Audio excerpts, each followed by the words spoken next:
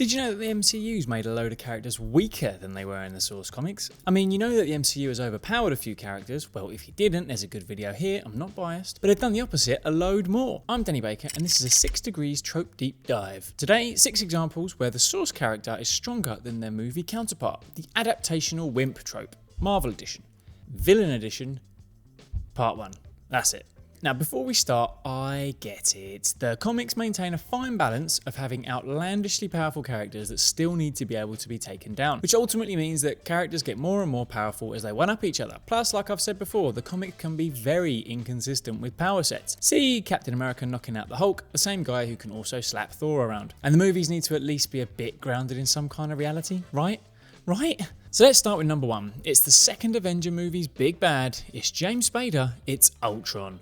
So, Ultron in the comics is one of the biggest bads ever. Even so, he does get destroyed a lot, but he always comes back like a bloody boomerang. And each time he changes a bit. There's also the different universes Ultrons, but we're going to stick with Earth 616, the Prime Universe. So let's start with his skin. As mentioned, Ultron in the comics upgrades himself all the time, and from Ultron 6, his skin is only bloody adamantium, the strongest metal in the Marvel world. It's the metal on Wolverine's skeleton, so needless to say, that makes Ultron a bit of a hard bastard to hurt. Even Thor struggles with him, and if he is damaged somehow, he can rebuild himself because he has complete control over his molecular structure, people.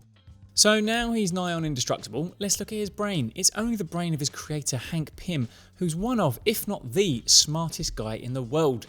As he's a robot, he's also got your standard supervillain skills, super strength, super reflexes, stamina, and he can fly at subsonic speeds. But he's also got some mental weapons. He's got the guns as well as the encephalo ray, which puts people in a coma. Lovely. It also allows him to hypnotise and alter people's minds, like when he made Hank Pym forget he existed. Comics, they can just bloody do anything. Squirrel girl. The final aspect that makes him such a badass is his ability as a technopath. He can control machines with his mind, as shown when he's destroyed again, but ends up taking over the Phalanx. Classic villain I always remember from the X-Men animated series. There is no refuge from the Phalanx. One full hour of totally extreme mutated action. This is the final solution. And he uses that to smash the Kree Empire and take down Adam freaking Warlock, soon to be Will Poulter in the MCU. No mean feat. So he's a bad un, but in the MCU, Ultron here, yes, he has just been born technically, but he is not remotely the threat that he is in the comics. First of all, his skin is only vibranium. Ugh, how weak. It's a second-rate adamantium. Come on, there's loads of videos on this. In the movie, he also has a one-on-one battle and struggles a bit with Captain America, partly because Cap's a bit more overpowered than the original comics too, see the aforementioned video on that. In the comics, it would have been over a lot easier. Ultron's end in the movies at the hands of Vision, and pretty easily, doesn't do the dude justice. Again, Vision is a bit more overpowered than the comics, and Ultron here is all banged up to hell, but yeah. It remains to be seen if the movies will copy the comics in bringing him back though. I doubt it. So Ultron didn't live up to his potential as a villain. What about our next contenders? In at number 2, it's the Chitauri. The Chitauri are the generic army that is needed for a movie like The Avengers to allow people like Hawkeye and Black Widow, and to be honest, Captain America, to get to show off their fighting skills against something that isn't quite as hardcore as a Norse god or a Mad Titan. Much like the Outriders in Infinity War, you just need a load of disposable mooks. The Chitauri in the comics have a couple of variations. In the Prime 616 universe, they're more like the movie, but the main variation is in the 1610 universe, the Ultimate Universe, which we'll talk about a lot. Here, they're kind of that universe's version of the Skrulls, who in the 616 universe are proper fucking bad uns. Hopefully the MCU will treat them with the same respect, because so far, they haven't. What the Chitauri can do in this universe is shapeshift, like the Skrulls, so they conquer planets through infiltration. Very, very sneaky, sir. Like during World War II in their universe, and when they come into contact with a human, they suck out the organs and get their knowledge, which really helps with being a shapeshifter. They've also been known to have heightened strength, and one of them, Herr Kleiser, is so hard to kill that they have to send the Hulk to eat him. Comics can be dark, man. Have you ever read Old Man Logan? Hulk eats people a lot more than he does in the MCU. But in the movies, they're just fodder. Rubbish fodder. Sometimes they seem like they're going to cause trouble, that they've got some decent guns, and obviously those Leviathans are big. But yeah, mostly it's a nice way to show some creative ways that the team can do some damage. I'm not going to lie though, when the Hulk goes bananas and starts smashing them up, I bloody loved it.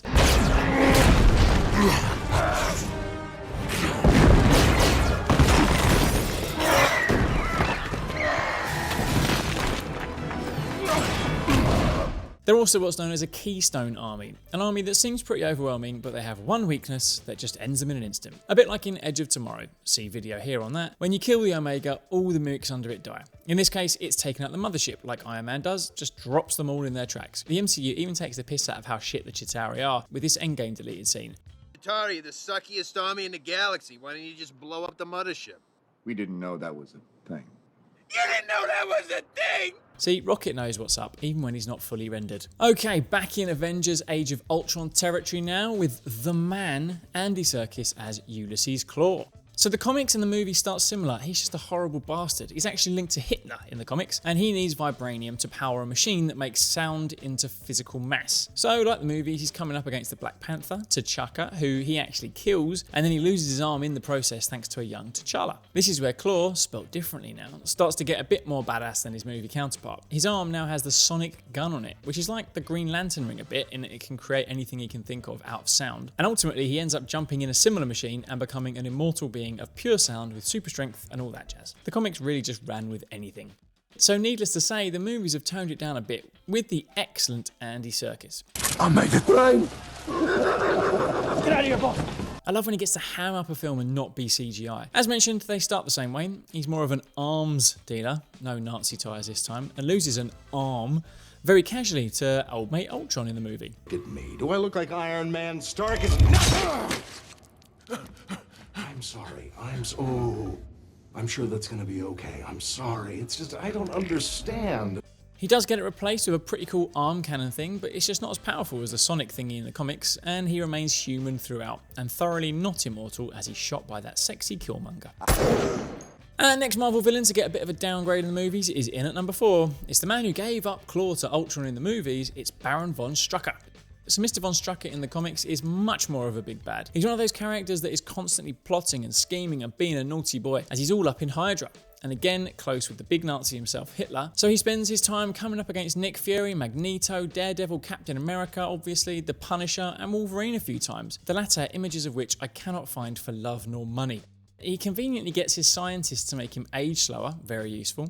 And while he was in very good nick, I mean, look at him. Side note, in the comics, it is actually hilarious how everyone is an absolute bodybuilder. They're just eating non-stop protein and injecting roids to get those physiques, just like the actors in the MCU. And look, while Baron von Strucker is a good fighter, etc., he had no superpowers. He did die, then he got resurrected, because the comics can do that. And then he got something called the Satan Claw from Arnim Zola, him in the TV, which made him a load more badass. Basically, it makes him super strong and able to fire some electricity. He also bonded with the Death Spore, the thing that makes Marvel zombies, and he can now release that from his body. Very nice. So suffice to say, he's a lot more formidable than his brief appearance in the movies. He's in 2 of the MCU movies. In the post-credit scene of The Winter Soldier, we find out he's been using Loki's scepter to experiment on the Maximoff twins, and then we see more of him in Age of Ultron. But this version of Strucker is rubbish. He's hilarious, this bit, but rubbish. No surrender! I'm going to surrender. You delete everything. If we give the Avengers the weapons, they may not look too far into what we've been twins. Giving up very easily and kind of tactically to keep the Maximoffs a secret. So he's got no Satan Claw, no long life ability, he just gives up and goes to jail, and then in a deleted scene gets visited by Ultron and killed. End of. Who knows if he'll come into contact with the Death Spore and get resurrected? Probably not. Alright, next up is number 5, someone a bit more recent from Doctor Strange and the Multiverse of Madness, it's Shuma-Gorath. So this one is kind of an allowed adaptation of Wimp in that the MCU took a super powerful character and exported it to a movie with a different name. Shuma-Gorath in the comics is a godlike destroyer of galaxies who likes to say his own name a lot, like a lot, stop it. He's basically immortal, invincible, and a ridiculous level threat, although he does get beaten by Doctor Strange a bit in the comics. He apparently ruled Earth back in the day, and I mean way back in the day, and he loved a bit of sacrifice. He demanded it even. As you can see, he's kind of a big octopus thing with one eye, much like the exported version in Doctor Strange and the Multiverse of Madness. In the movie though, he's technically called Gargantos, who is another green one-eyed octopus monster, who also likes to say his name, from Submariner comics, because of rights issues with Heroic Signatures, who published Conan comics over the name of Shuma-Gorath.